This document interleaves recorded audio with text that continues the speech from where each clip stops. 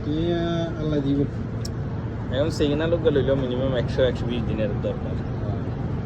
টাকাটা খুব আপনার আইফোন 10 বা 10 উপরে লইতে গেলে 100 দিনের উপরে লাগে। টাকাটা খুব টাকা কি ধরেন না 200 দিনের পুঁজি বললেও তো হয় না। ইয়েন্দি চলে যায় কমই যায় কেনাই যায় কিয়া যায়।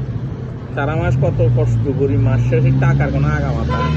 আগে থেকে কিন্তু এই যে 10 তারিখ হয়ে গেছে, আবার 20 দিন ওরা বেতন আছে। তার বেতন অর্ধেক খবর রয়ে গেছে অবশ্য, 80 দিনের রয়ে গেছে। 100 দিনের দিকে আর 80 দিনের রয়ে গেছে। এনে রুম ভাড়া টাড়া দিছি, বাড়ি কিছু টিয়া দিছি।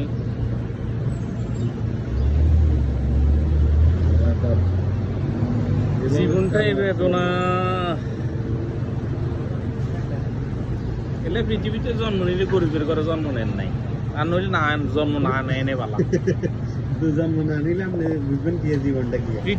পৃথিবীতে আল্লাহর কাছে আইতে বলে আর কোনো গরিবের ঘরে জন্ম দিই না, নইলে আর দুনিয়া ধাড়াইও না। এমনি ভালো আছে। গরিব না হলে চেষ্টা কিভাবে করবে না, পয়সা কিভাবে আপনি আগের দিনে যদি পয়সা হয়ে যান তাহলে আপনি কষ্টই বুঝলেন না।